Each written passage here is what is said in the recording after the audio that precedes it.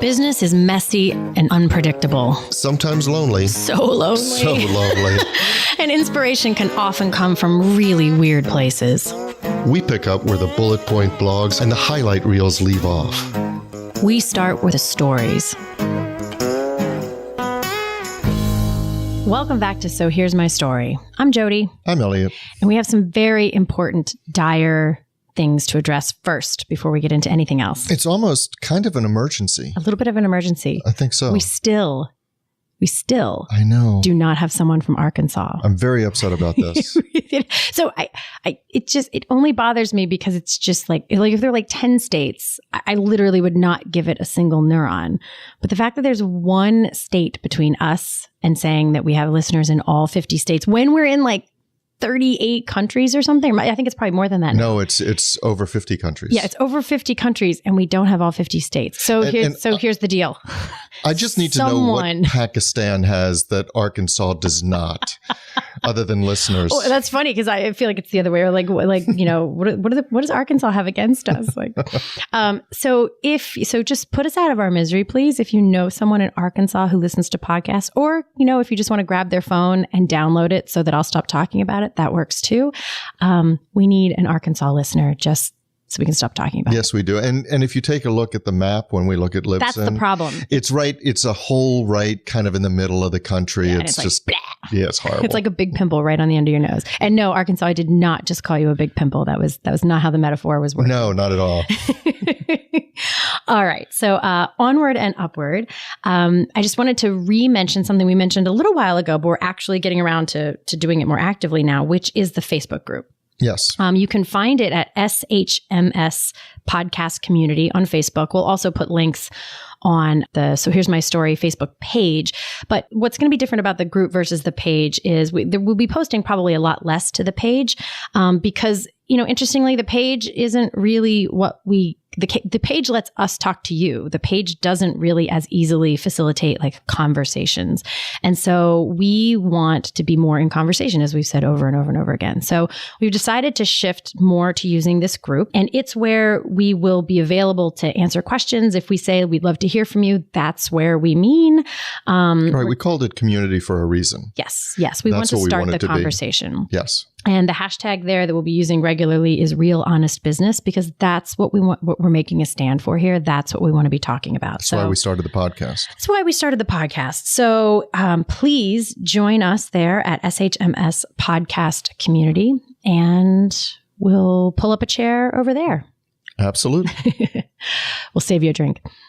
Okay. So with that, let me just thank our patrons. Tom Loveland at Mind Over Machines, Cat's Copy, the architecture firm of GWWO, and Mary Craft Staffing and HR Solutions. And big shout out, extra big shout out to Mary Craft and the team there. They have been commenting and posting and sharing our stuff. Great. And they're they're just so fantastic. They truly feel like partners in this conversation. And I know their CEO, Lisa Benson, is an extraordinary woman. And I know that the things we talk about, she really values. She values honest conversations. And so it's just exciting to see the things that we care about and talk about showing up in the actual world. So. Yes. Alrighty. It is. And with that, kumbaya. and so we're going to transition emotionally, because I told you that I don't have so much a story as a rant. Transition emotionally. Yeah, you didn't want to let that go by. Yeah, so let's take a little pause and then you can tell your story. Okay, we'll have a segue. We'll have an emotional segue. Emotional segue. Yes. So this is more of a rant, and it's not really a rant. Like, I have other rants, as you well know, like people who leave outgoing voicemail messages when they say, "I'll get back to you at my convenience," which just irritates me because they mean my first opportunity. Or people who say the phrase, just talking out loud. I know you're talking out loud. I know you're trying to say I'm thinking out loud, but it's not the same. You're really cranky today. Yes, but so it's not that kind of rant. Thanks for holding that in while we did the intro. Well, we graciously thanked everybody because because I don't want to do that in a ranty voice.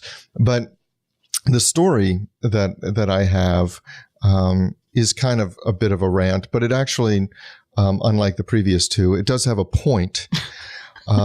So other than your ire? Other than my ire. So by way of background, I will tell you that I really don't tell law stories all that much. And part of it is because, attest to that truth. Yeah, I don't think they're all that interesting. And I can attest to that. Yes. And as you well know, so I grew up in a family of lawyers. And in fact, when I was in first year of law school, my sister was in second, or my mother was in second, my sister was in third, and my dad was a lawyer.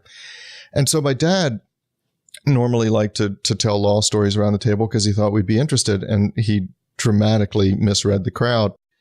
So I don't tell law stories all that much, but this one has a more universal Such a great feel. intro. Everyone's like, ooh, yay. Yay, zoning. No, it's not zoning. So if you haven't hit fast forward to next episode yet. Yes. So this stands out to me. Anyway, okay. So I was involved. Are we holding a higher bar? Oh, God. See, and that just lowered the bar, really. Okay. I'm going to shut up and let you tell your story. So here's my story. I'm involved in this litigation in which not only do the clients not like each other, but it's very tense between the lawyers, which is not always the case. And one of the lawyers filed a motion against both me and my client, and which had the effect of bringing us into court. Not all motions do, but this actually brought us into the courtroom before the judge. And I thought it was absolutely without merit. I thought there was no reason to file it. It was a waste of time. It was churning fees, and that in and of itself got me irritated. But what got me irritated even more was when we were sitting in the courtroom waiting for the judge to take the bench, the lawyer who had filed it came in and he said to me, "Hey, listen, I'm sorry, I filed this because my client was really upset, and what could I do? I mean, he asked me to file something, so I did, but I'm sorry about it." And that was the exact moment when I could literally hear the last vestige of my respect for him just pop. Rumble. Done.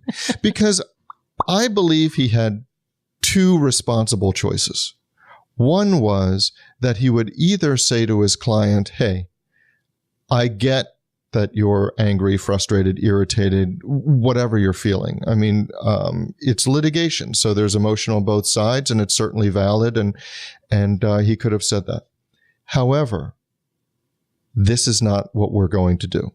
It's his job to say, this is not appropriate. We're not going to do this. And I'll give vent to your feelings another way. Maybe a phone call, maybe a this, maybe that, whatever it happens to be. But this was irresponsible. So he could have stood up to his client and said, no, this is not what we're going to do. Or he could have owned it. He could have walked in and he could have said, "I can't believe you did this, and we were absolutely right to file this, and we're going to go before the judge, and we're going to do this, and we're going to do that." He could have owned it. If he really felt the way that would be reflective of what he said in his motion, then he should have stood by it. And as it was, the judge immediately said it was frivolous, and then we went on our way. But those were his two choices, and you don't get to play both sides. You don't get to straddle and kind of deny your role in it and fail to take responsibility. It's almost, to me, it's akin to throwing your secretary or assistant or somebody else in your office under the bus when it's your name that's on the signature line or on the wall. I just don't think there's a place for that. And I was stunned to see it from somebody with experience. So that's my story/rant. So my gut reaction is to agree with you. And I'm going to wrap back around to a couple, to sort of expound on that a little bit and stretch it out to other kinds of circumstances that I think are very similar.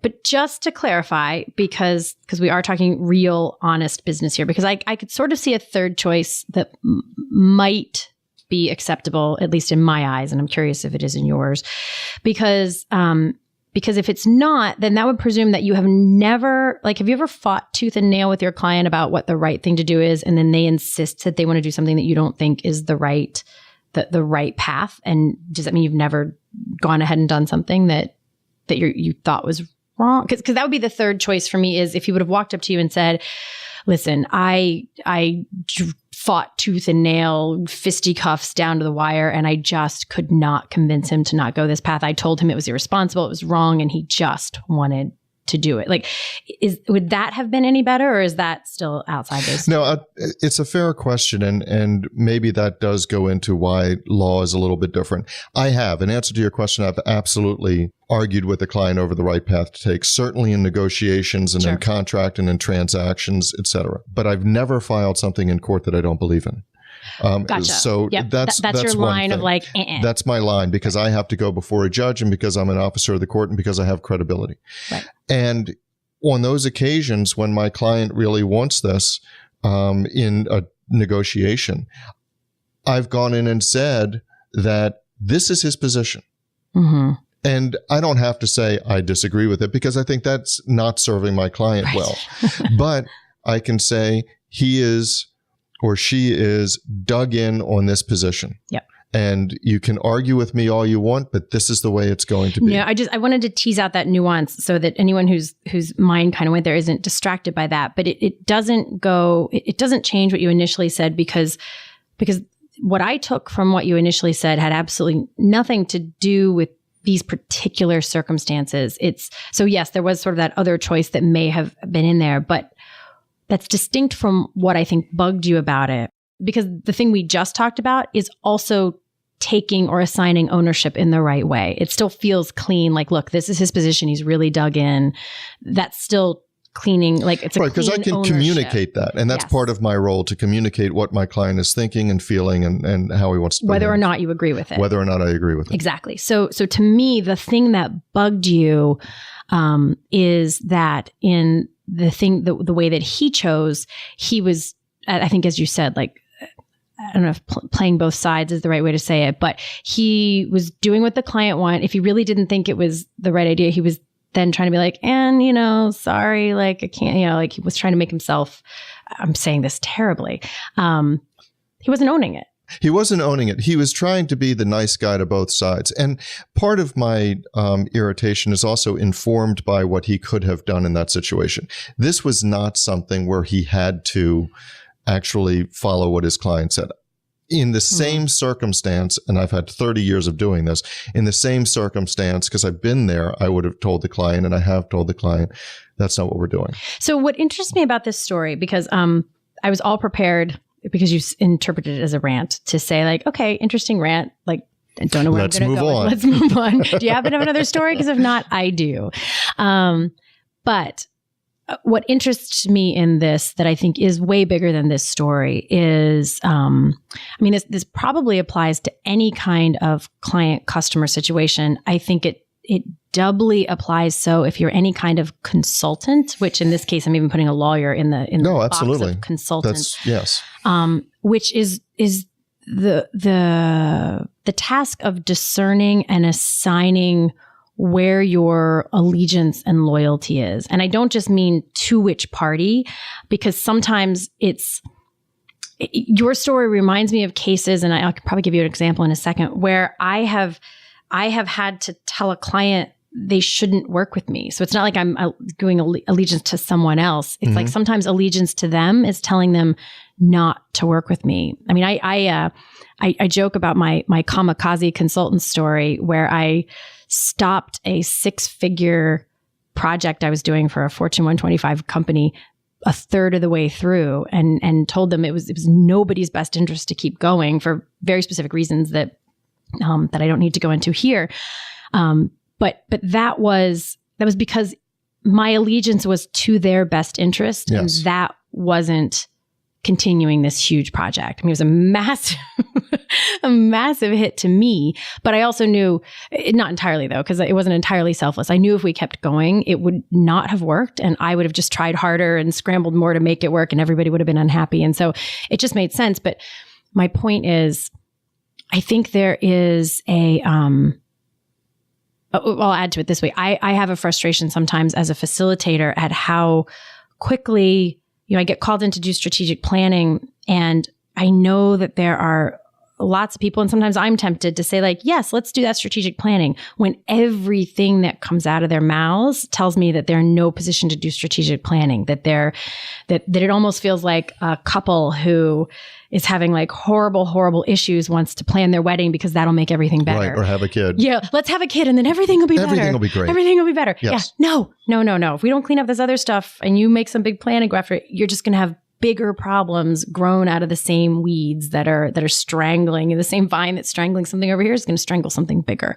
So I do, like, how do you think through where your allegiance lies, like what, and I wish I had a better word than where, because it almost feels like I have this visual where sometimes there's something that's like I'm looking at you like you're my client.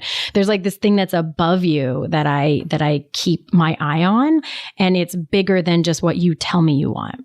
Well, I think, okay, so there are a number of things to unwrap. One is, I think that you do have a North Star. You do have a guiding principle.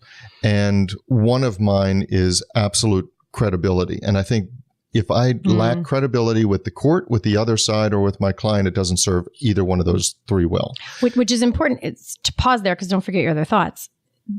I think credibility is one of those words that can be really, really confusing, or misused, maybe is a better way to say it. Because in theory, I could tell a story where that guy coming up to you and saying what he said to you was his attempt to maintain, I'm making air quotes, credibility with you, so that you would know that he knew that that wasn't a great idea. But it's not, because with credibility, you can't serve two masters. So he can't say X is correct to the court and then come into me and say, I know I said X is correct, but it's really Y.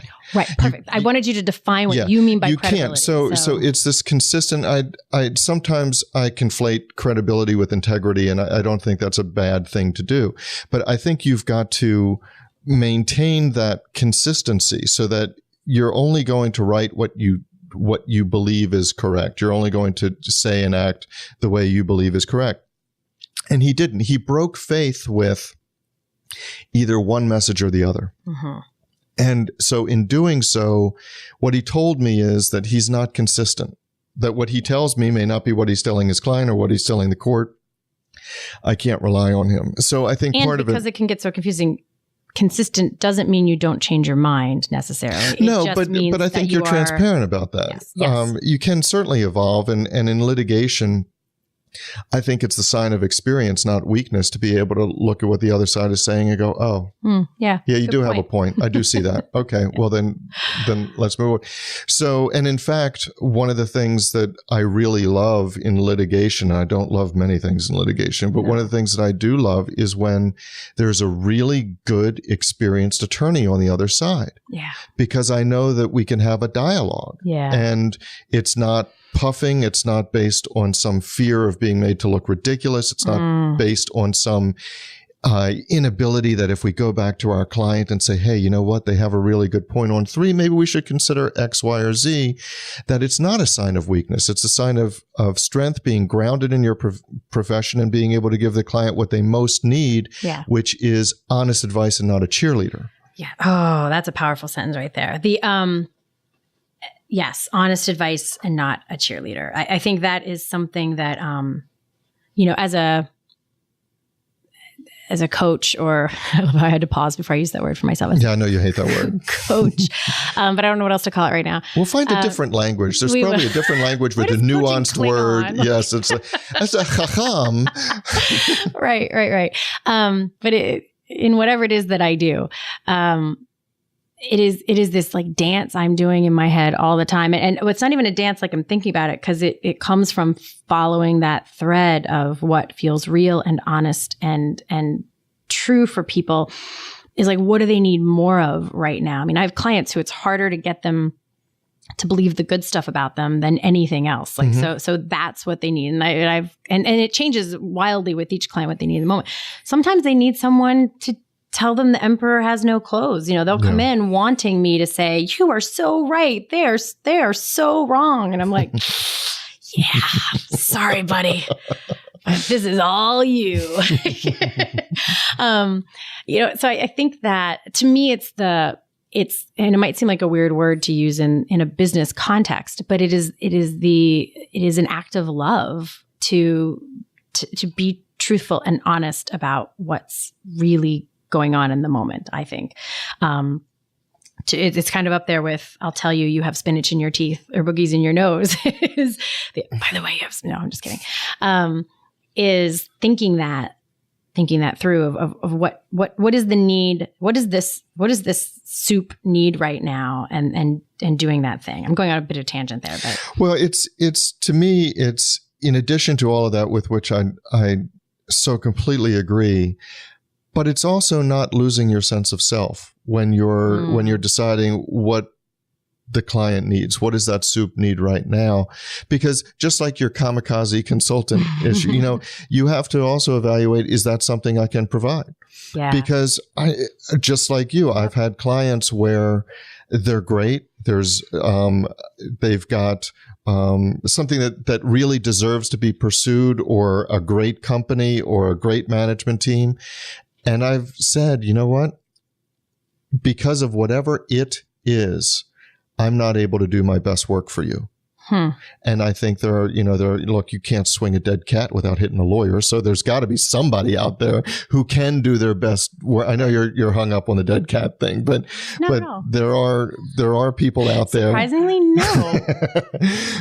Who can do work in that situation. But I know myself, and I know that this is not somebody for whom I can do my best work. And then I owe it to everybody, myself included, to move aside. So it's funny. I was just sitting here thinking that it feels like we have bounced, because I always, as we're recording, I think back to the main story and I'm like, are we even remotely back, like starting where we are? And I feel like we've bounced around a lot. And yet, to me, the thread that weaves through all of this, and I think it's the thread we've been following, is with this thought process. As I talk out loud. As you talk out loud. Talk out loud. I'll respond to my convenience. Is fear-based communication or fear-based choices. To me, every single thing that we have been thumbs down about in all these thoughts are when fear is choosing for you, when you're more concerned about what the other person's going to think, or you're more concerned about how it's going to look to your reputation, which is so interesting. It's so nuanced, because we've talked about the importance of your reputation in terms of credibility and integrity, and then say, but you can't worry about your reputation. I've been decluttering this past month, and I've been going through all this stuff, and there was a lot of stuff that I kept from my original, and I'll say it out right here because that's what I was there for, my coach's training, back when I took my facilitation training and coaching training back in like 2003 or 4. I can't even remember. And I kept all this stuff because it was pretty dear to me. But I was like, do I really need this stuff? And I'm like flipping through it to see if there's anything in there I need. And there was this one page where I had sort of doodled in this like pretty elaborate doodle thingy. And it said something like, and it was a pretty powerful quote. There was something like, if you're doing your best coaching or the best coaching or whatever, you are always willing to get fired. Mm-hmm. Exactly. And I think you've even used that expression before. And that to me is the, I think we've even used this phrase before, that committed but not attached kind of thing. Like, I'm going to tell you what you need. I'm going to make a stand for what I think you need. I'm always going to let you make your own decision. Obviously, I'm not in this business to be the boss of anyone. But I think that, it comes back probably to partly why we started this podcast, the need and hunger for someone who will tell it like it is and tell you what you need. Yeah. And I think that it also goes to alignment, which is your needs, your abilities, what you stand for, what you want to contribute to the world has to line up with whatever it is you're doing with that client. Because that's the point at which I would say, I can't do this, or I'm not the right choice, or whatever. And by the way, just to go back, you look back at the beginning of the recording to see if we're still on point. Mm-hmm. I don't really have, those aren't my lofty expectations.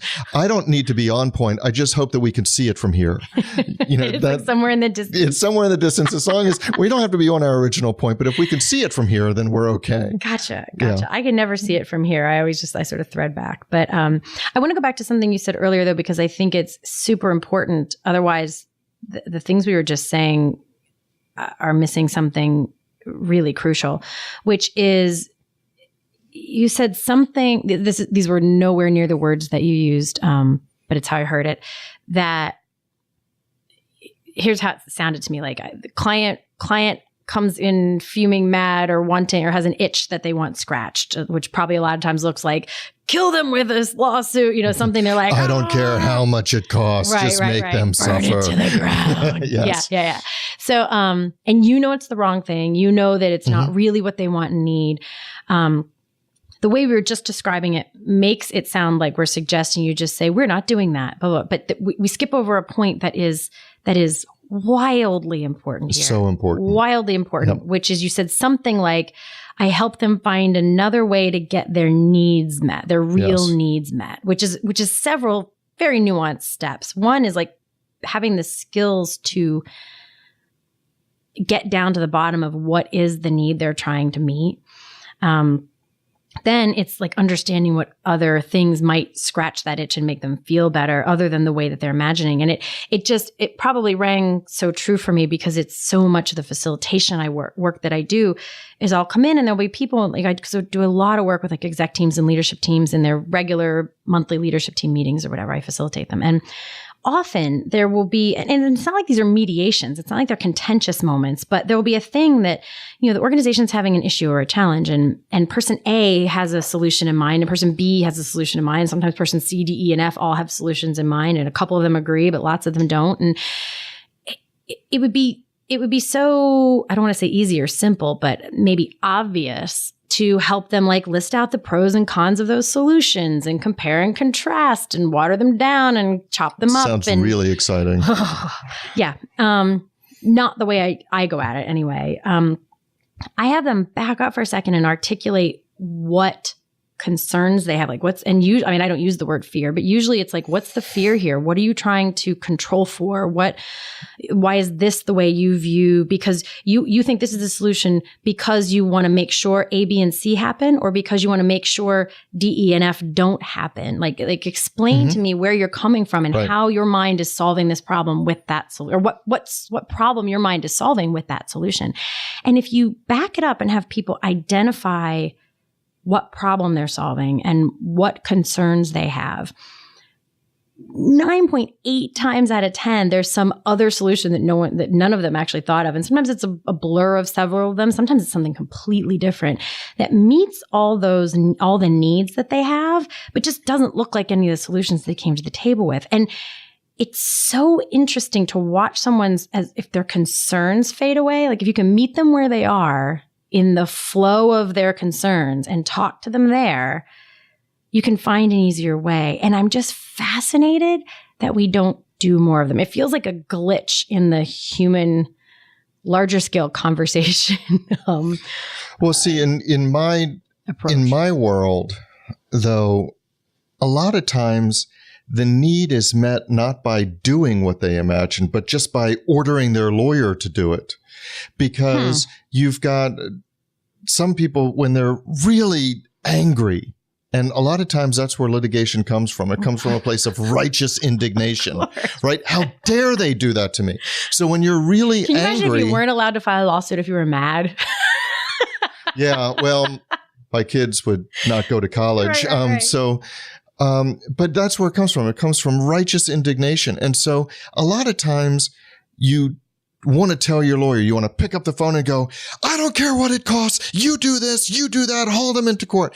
Bam. And by the way, with a cell phone, it's much less dramatic because you got to go. But so that sometimes that scratches the itch. And then what happens is the lawyer starts typing and dictating whatever, and it takes a day to do this, and then it gets into court and they have 15 days to respond plus 3 days for mailing. Right. And then a hearing gets scheduled in, like, in 8 weeks, and they're like, hey, wait, why are we going to court? What was this? So because law is slightly less spontaneous than a shuttle launch. Right. So a lot of times that doesn't scratch the itch of an immediate need. But you have to recognize and you have to separate what's the emotional response from what's the real need, just like you were saying. And that's not unique to law. It's just that law is... And it's not unique to the things I was talking about. I mean, I think that's why I'm so fascinated. We could spend episodes and episodes talking about this, but a lot of the large scale social issues that I see debated on social media right now, I can't even watch because there's a complete void of what we're talking about. You know, there's you take any major issue, that there is, like, I'm not even going to name one because then everybody's mind will go off on that issue.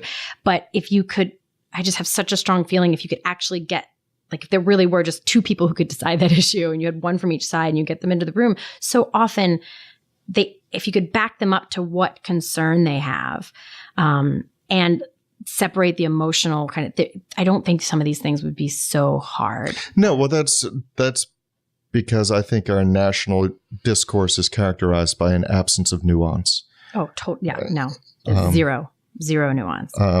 But it physically pains me. Like, there's something about the absence of space for nuance that I'm like, it hurts. And so physically hurts. The shameless plug, by the way, I have to say that the SHMS podcast community shall have absolutely no conversation and comment section on all the political stuff and everything that's going on in the country. That's not what we're doing there.